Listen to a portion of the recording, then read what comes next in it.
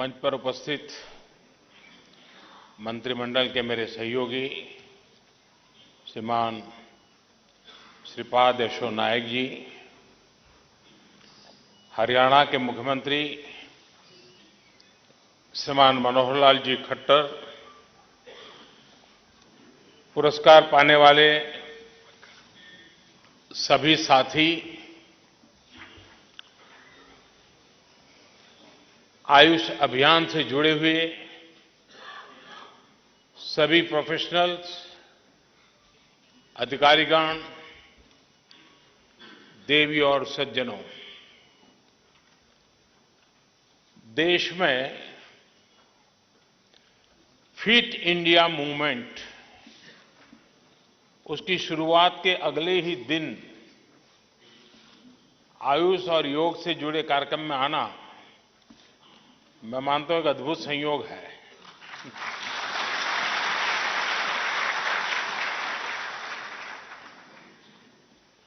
आयुष और योग fit India movement के बड़े मजबूत पिलर है। साथियों, आज यहां 3 कार्यक्रम हुए हैं।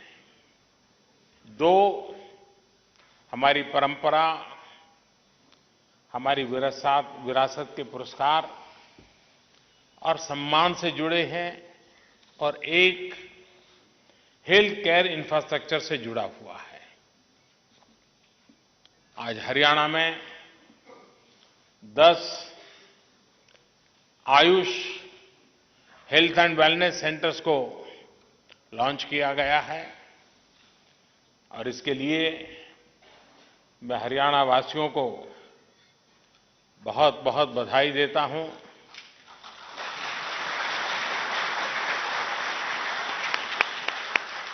हरियाणा के मुख्यमंत्री आजकल हरियाणा के गांवों में यात्रा चल रही है उनकी, और लगातार वो कठोर परिश्रम कर रहे हैं, और उसका परिणाम मैं देख रहा था कि बोल ही नहीं पा रहे हैं, आवाज खराब हो गई।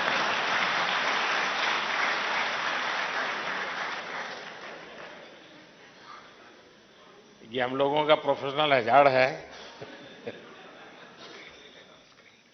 चुनाव के दिनों में मुझे भी इस मुसीबत से गुजरना पड़ता है।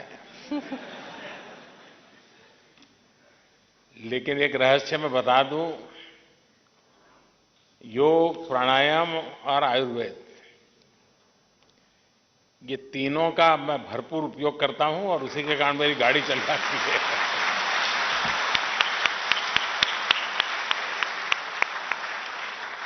तो हरियाणा में भी अब आयुष के वेलनेस सेंटर शुरू हुए हैं। मैं मनोहर लाल जी को कहूंगा कि जरा गले को ठीक करवाइए वहां जाके।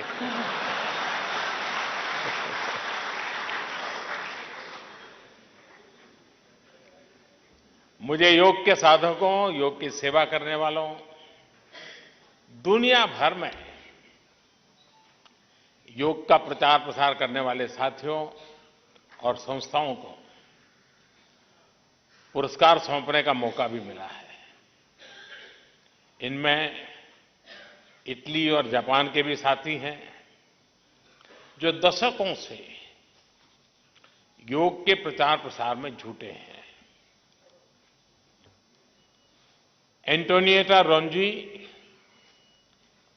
उन्होंने बीते 4 दशकों से पूरे यूरोप में सर्व योग इंटरनेशनल के जरिए योग के प्रचार प्रसार में एक प्रकार से 100% डेडिकेशन, बहुत बड़ा योगदान किया। इसी तरह जापान योग निकेतन के पूरे जापान में हजारों योग केंद्र हैं, और ये संस्था भी करीब-करीब 40 साल से जापान को योग से निरोग रखने का महान काम कर रही है।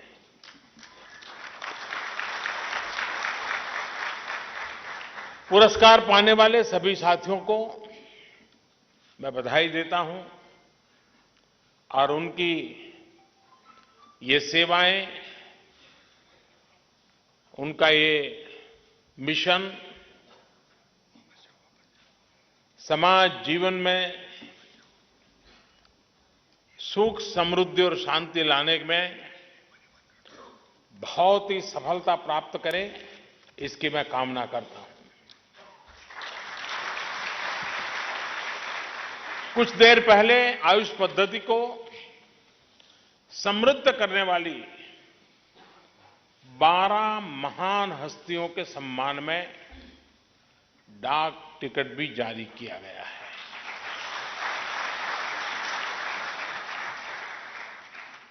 ये वो साथी हैं जिन्होंने अपना पूरा जीवन लोगों के उपचार में लगा दिया। किसी ने योग को माध्यम बनाया तो किसी ने आयुर्वेद को, किसी ने यूनानी से जनसेवा की तो किसी ने होम्योपैथी से लोगों के जीवन को रोग मुक्त किया। मैं डाक विभाग को विशेष रूप से बधाई दूंगा और 2 कारण से। डाक टिकट कोई मोदी प्राइम मिनिस्टर बना उसके बाद थोड़ी निकल रही है। डाक टिकट तो पहले से चल रही है। भारत आजाद हुआ उसके पहले से डाक विभाग चल रहा है। लेकिन परंपरा ऐसी बनी है कि बड़े-बड़े नाम हो, टीवी पे चमकते हो,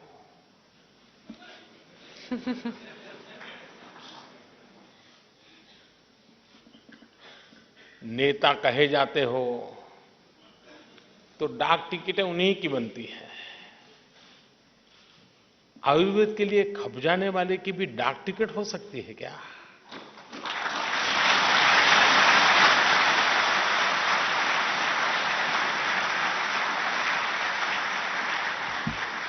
और यही तो बदला हुआ हिंदुस्तान है।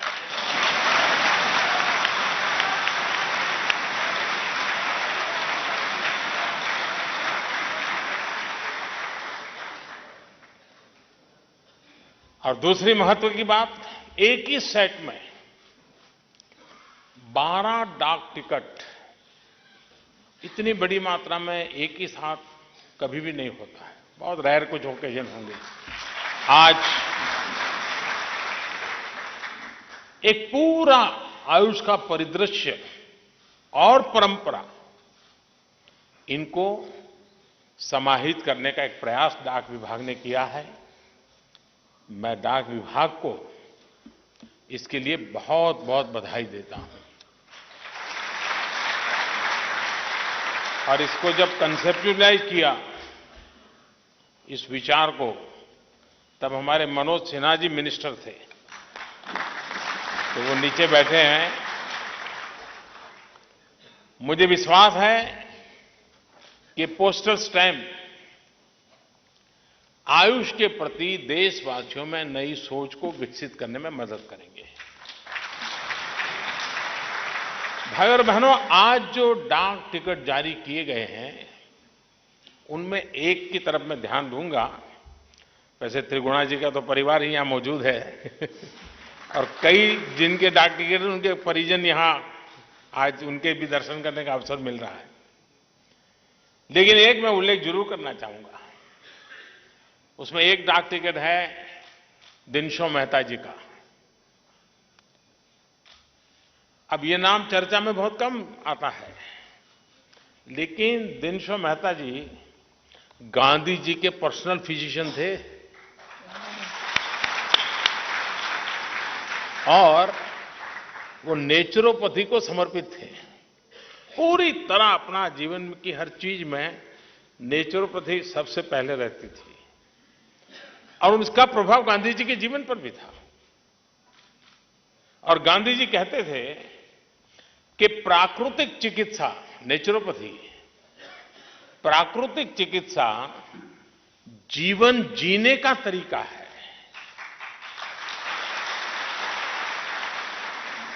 यह किसी इलाज का तरीका नहीं है। ये इस बात में बहुत बड़ी ताकत है जो गांधी जी ने कही है।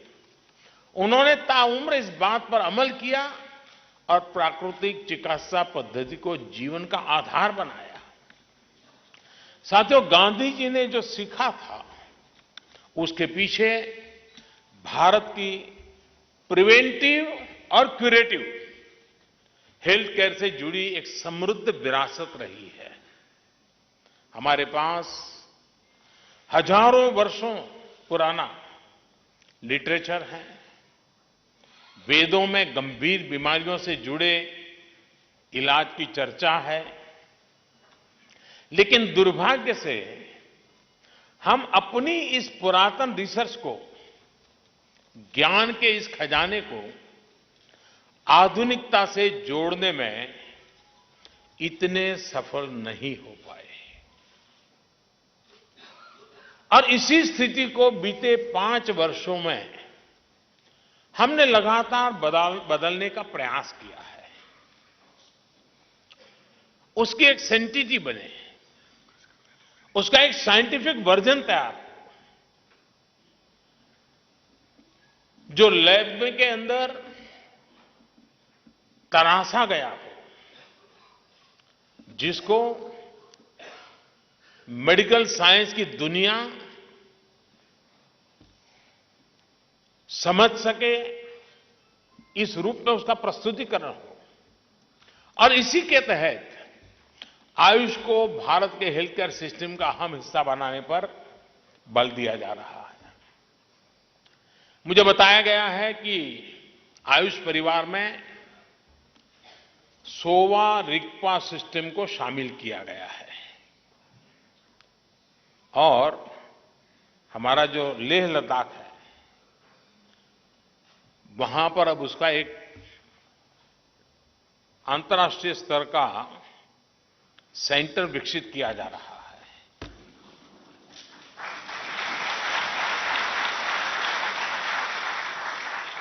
आयुर्वेद, योग और नेचुरोपैथी, यूनानी, सिद्धा और होम्योपैथी, इसके बाद सोवा रिगपा आयुष परिवार का 6ठा सदस्य हो गया है। और इस इनिशिएटिव के लिए भी मैं मंत्री जी को और उनके विभाग को बहुत बहुत बधाई देता हूं। भाइयों बहनों, अगर भारत के हेल्थ केयर सिस्टम को ट्रांसफॉर्म करना है, स्वस्थ समाज का निर्माण करना है, तो हमें होलिस्टिक सोच के साथ काम करना होगा। पारंपरिक और आधुनिक इलाज की साझा ताकत को मजबूत करना होगा। आयुष और मॉडर्न हेल्थ केयर का एक साथ एक बराबर विकास होगा, तभी बेहतर स्वास्थ्य समाधान हम तैयार कर पाएंगे। साथियों, आयुष्मान भारत योजना इसी सोच का परिणाम है। इसमें प्रिवेंटिव हेल्थ केयर को ध्यान में रखते हुए हेल्थ और वेलनेस सेंटर खोले जा रहे हैं और दूसरी तरफ गंभीर बीमारी के मुफ्त इलाज के लिए पीएम जन आरोग्य योजना चलाई जा रही है, पीएम जय। Health and wellness centre preventive और अफोर्डेबल हेल्थ केयर का एक अनूठा और अभूतपूर्व मॉडल है। इन सेंटर्स में प्रिवेंशन के भी उपाय हैं और क्योर की भी व्यवस्था है। साथियों, जब हम देश में 1.5 lakh health and wellness centre खोल रहे हैं, तो आयुष को भी हमने हमारा को ट्रैवलर बनाया है, साथी बनाया है, हम उसको भूले नहीं हैं। देश भर में 12,500 आयुष सेंटर बनाने का भी लक्ष्य है, जिसमें से आज 10 Ayush health and wellness centres का उद्घाटन, जो कि हरियाणा के लिए किया गया, और वीडियो कॉन्फ्रेंस से करने का मुझे मौका मिला और वहां भी बहुत बड़ी तादाद में हरियाणा के उत्साही लोग मुझे नजर आ रहे हैं। हमारी कोशिश है कि ऐसे 4,000 आयुष सेंटर, 12 साढ़े 12,000 में से 4,000 इसी वर्ष हम कर देना चाहते हैं।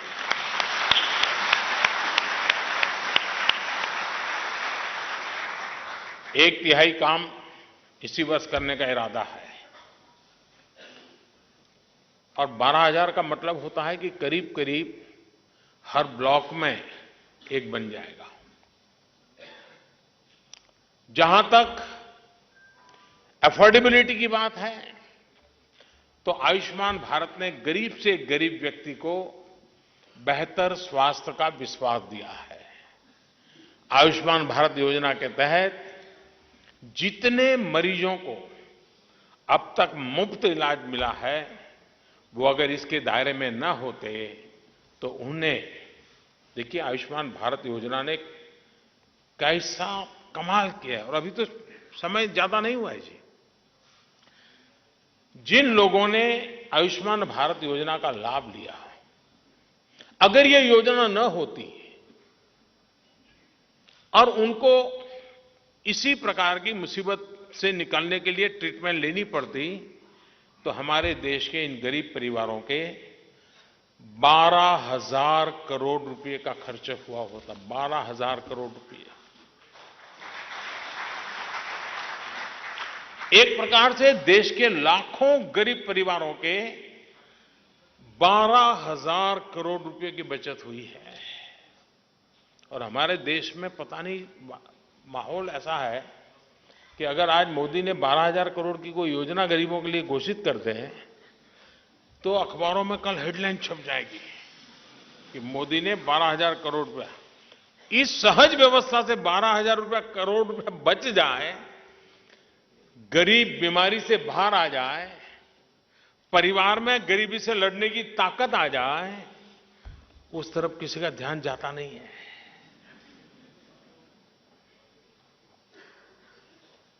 जब मूलभूत परिवर्तन होते हैं वो तुरंत,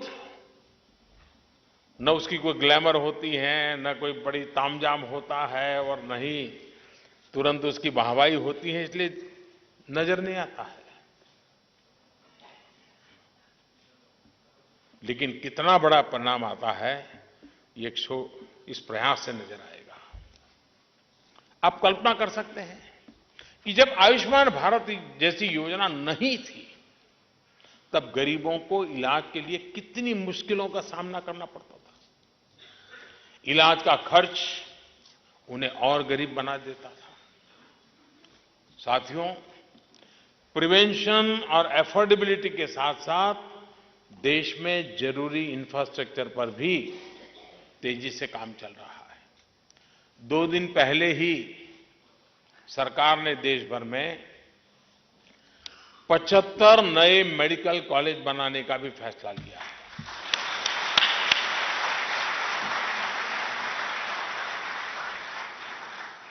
हमारी कोशिश है देश के हर जिले में एक मेडिकल कॉलेज बनाने के लक्ष्य की तरफ हम कदम आगे बढ़ा रहे हैं।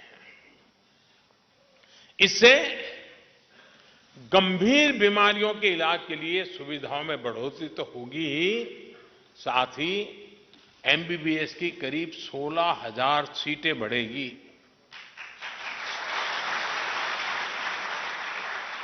और अभी अभी हमने जो नेशनल मेडिकल कमीशन का कानून पारित किया है पार्लियामेंट में, देश में मेडिकल एजुकेशन और इससे जुड़े इंफ्रास्ट्रक्चर को मजबूत करने में ये नई कानूनी व्यवस्था बहुत बड़ी भूमिका निभाने वाला है। साथियों, सिर्फ मॉडर्न मेडिसिन ही नहीं, आयुष की शिक्षा में भी अधिक और बेहतर प्रोफेशनल्स आए, इसके लिए आवश्यक सुधार किए जा रहे हैं।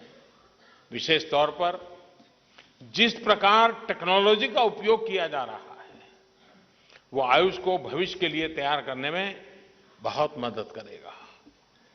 आयुष ग्रिड का आइडिया पूरे देश में, जैसे वन नेशन वन टैक्स है, one nation one mobility card है, उसी प्रकार से अब पूरे देश में आयुष ग्रिड करने का आइडिया, ये भी बहुत प्रशंसनीय है। इससे आयुष से इस विषय के साथ जुड़े हुए अनेक जो साइलोस हैं, टुकड़ों में बिखरा हुआ जो माहौल है, इन सबको एक कर करके एक होमोजीनियस व्यवस्था इसको बनाने में बहुत बड़ी सफलता मिलेगी। भाई और बहनों, आयुष का मेडिकल का जो ये आधुनिक इंफ्रास्ट्रक्चर तैयार हो रहा है, उसके लाभ भी व्यापक है। हेल्थ केयर के साथ साथ ये भारत में रोजगार निर्माण का बहुत बड़ा जरिया साबित हो रहा है। विशेष तौर पर छोटे छोटे गांवों, कस्बों, टियर 2, टियर 3 शहरों के युवा साथियों, उनको मेडिकल और पैरामेडिकल एजुकेशन घर के पास ही मिलने की संभावना बनी है। नए अस्पताल बनने से मेडिकल से जुड़ा एक पूरा इकोसिस्टम यहां डेवलप हो रहा है। इनमें कम पढ़े लिखे युवाओं से लेकर डिग्री, डिप्लोमा धारक युवा साथियों को भी रोजगार के नए इस अवसर उपलब्ध होने वाले हैं। भाई और बहनों, आज जब हम $5 ट्रिलियन इकोनॉमी के लक्ष्य को लेकर चल रहे हैं, तब आयुष की बहुत बड़ी भूमिका रहने वाली है। आने वाले कुछ सालों में भारत में प्रिवेंटिव हेल्थ केयर मार्केट का भी बहुत विस्तार होने वाला है। यह बहुत बड़ा अवसर है। हमें अपने प्रिवेंटिव हेल्थ केयर सिस्टम को पूरी दुनिया के लिए एक आकर्षक ब्रांड के रूप में विकसित करना होगा। दुनिया के 17 देशों के साथ हमने जो समझौते किए हैं, अभी हमें इसमें और गति लाने की जरूरत है। साथियों, योग तो आज पूरे विश्व में जीवन का अहम हिस्सा हो चुका है। और मजा यह है कि कोई योग को क्वेश्चन नहीं करता है, सब कन्विंस है, हां ये सही रास्ता है। ये छोटी बात नहीं है जी। आज आप किसी से योग की बात करो, वो इतना कहेगा भाई मैं नहीं कर सकता, मेरा तो शरीर काम नहीं करता है। लेकिन कोई ये नहीं कहता कि रास्ता गलत है, कोई नहीं कहेगा आपको। ये बहुत बड़ा अचीवमेंट होता है जी। हिंदू दुनिया का कोई भी व्यक्ति जो भाषा भी नहीं जानता है, भारत के विषय में कोई अता पता नहीं है, वो भी अगर जब योग की बात आती है तो लगता है अच्छा होता मैं जुड़ जाता। यानी सदियों से हमारे महापुरुषों ने इस एक विधा को लेके जो समर्पण किया है, उस समर्पण ने दुनिया के वेलनेस में कितना बड़ा कंट्रीब्यूट कर पाता है, इसका आज हम गर्व के साथ संतोष ले सकते हैं। बीते 5 वर्षों में अंतर्राष्ट्रीय योग दिवस पर दुनिया भर में जो उत्साह योग के लिए दिखा है वो अभूतपूर्व है। और मेरा तो क्या हो गया है कि मैं दुनिया में कहीं पर भी जाता हूं, कितना ही बड़ा लीडर हो, बात की शुरुआत योग से ही होती है।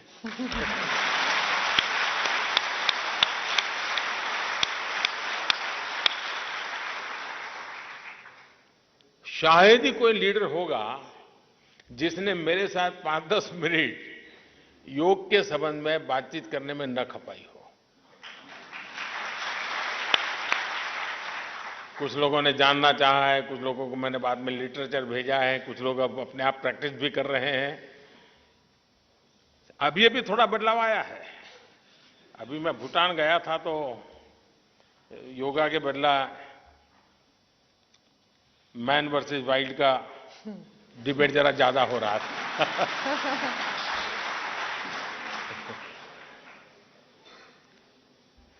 आज योग वेलनेस के साथ साथ दुनिया को भारत के साथ जोड़ने का भी बहुत बड़ा माध्यम बन रहा है।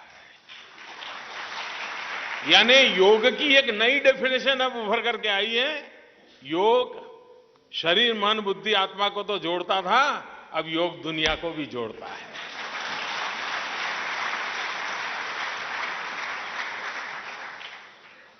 अब हमें योग के अलावा आयुष की दूसरी विधाओं को भी दुनिया भर में पहुंचाने के लिए प्रयास करना है। और मैं यहां बैठे हुए उसी दुनिया के लोग हैं, इसलिए मैं कहना चाहूंगा, योग ने खिड़की खोल दी है, दरवाजा खुलने में देर नहीं लगेगी। और योग के पीछे पीछे आयुर्वेद भी चलेगा, होम्योपैथी भी चलेगी, नेचुरोपैथी, सब कुछ घुस जाएगा। आपके दिल दिमाग में पूरी दुनिया होनी चाहिए और दुनिया जो भाषा में समझे उस भाषा में वहां जाने का तरीका ढूंढना चाहिए। बहुत दिन अपने अपने आप को सिकुड़ करके रखा है जी, वक्त बदल चुका है, दुनिया इंतजार कर रही है, चलिए निकल पड़िए।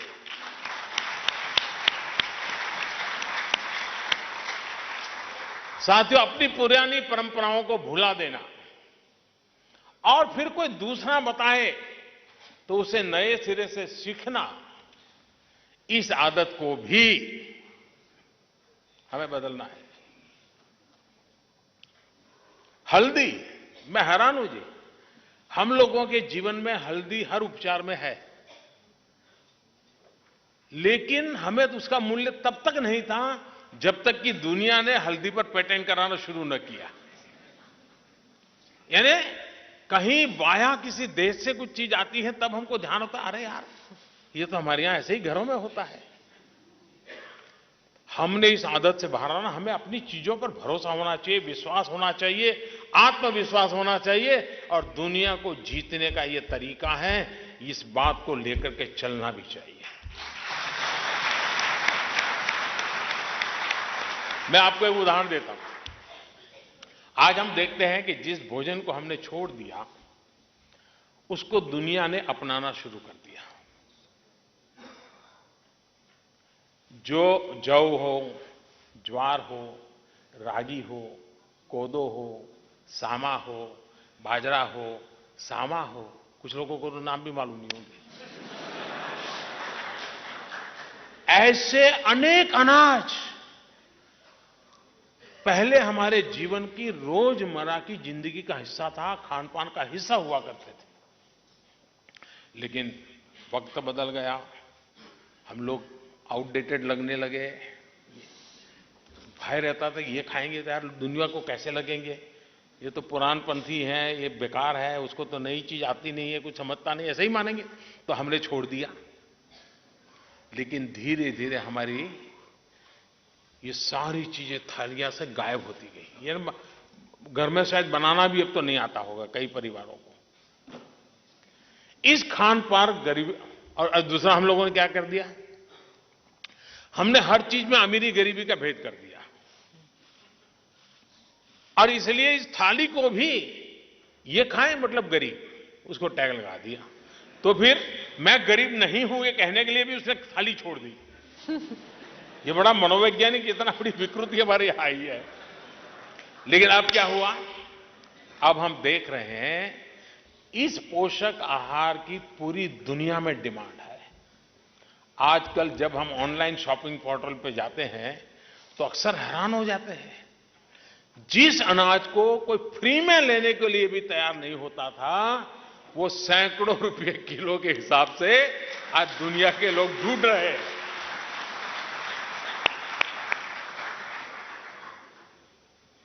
अब हमारे बिहार की तरफ आप जाएंगे, वहां के सारा मखना है, अब आज धीरे धीरे इतना पॉपुलर हो रहा है, लोगों को लगता है कि कैल्शियम है, आयरन है, तो इससे बढ़िया कुछ हो ही नहीं सकता है। अब धीरे धीरे उसकी, अब हमारा काम है कि उसका ग्लोबल मार्केटिंग कैसे हम खड़ा करें, पैकेजिंग बढ़िया कैसे करें और उसको जो भाषा में समझ आता है कैसे समझाएं। मैं समझता हूं कि बहुत सी बातें हैं, अब समय आ गया है कि न्यूट्रिशन के इस खजाने को फिर से भरा जाए। देश को मिलेट रिवॉल्यूशन पर काम बढ़ाना होगा। किसान मिलेट उगाएं और फूड प्रोसेसिंग से जुड़े हमारे उद्योग उनसे ऐसे आकर्षक प्रोडक्ट तैयार करें जो हर पीढ़ी को पसंद भी आए और उनके खान पान का हिस्सा भी बने। अहम बात यह है कि मिलेट हर प्रकार की मिट्टी में उगता है और पानी अगर कम भी है तो भी वो अपनी सेवा करना छोड़ता नहीं है। यानी भारत के पास एक बहुत बड़ा एडवांटेज है। हम पूरी दुनिया के लिए मिलेट का उत्पादन कर सकते हैं। इससे प्रिवेंटिव हेल्थ केयर के ब्रांड के रूप में भारत का नाम भी होगा, मानवता की सेवा भी होगी और किसान की आमदनी भी बढ़ेगी। भाई और बहनों, आयुष का एक और पहलू है जिस पर हमें और गंभीरता से काम करने की जरूरत है। भारत में मेडिकल टूरिज्म निरंतर बढ़ रहा है, लेकिन अभी भी इसमें बहुत अधिक संभावनाएं पड़ी हुई है। मेडिकल और मेडिटेशन, इसके लिए जो भी जरूरी इंफ्रास्ट्रक्चर है उसको राज्य सरकारों की मदद से तैयार किया जा रहा है। आप हैरान होंगे, दुनिया के 5 स्टार होटल्स में अगर जिम है तो बगल में योगा रूम भी बन गए हैं। बदलाव शुरू हुआ है। एयरपोर्ट के जो वीआईपी लॉन्ज होते हैं उसके साथ योगा रूम आजकल बन रहे हैं। हम किस प्रकार से चीजों को ले जाते हैं इस पर डिपेंड करता है। मेरा आयुष मंत्रालय से विशेष आग्रह रहेगा कि अलग अलग मंत्रालयों और विभागों से इस बारे में संपर्क करते रहें। मेडिकल टूरिज्म को हमें देश के हर हिस्से में ले जाना है। विशेष तौर पर नॉर्थ ईस्ट में इसके लिए बहुत संभावनाएं हैं। साथियों, ये तमाम प्रयास जब हम सामूहिक रूप से करेंगे तो हमारी पारंपरिक चिकित्सा पद्धति से 21वीं सदी के भारत की, नए भारत की सेहत भी बनेगी और समृद्धि भी आएगी। अब मैं फिर एक बार सभी पुरस्कार विजेताओं को मैं बहुत बहुत बधाई देता हूं। आप देश और दुनिया को फिट बनाए रखने के लिए ऐसे ही काम करते रहें। इसी कामना के साथ आप सबका बहुत बहुत धन्यवाद। नमस्कार।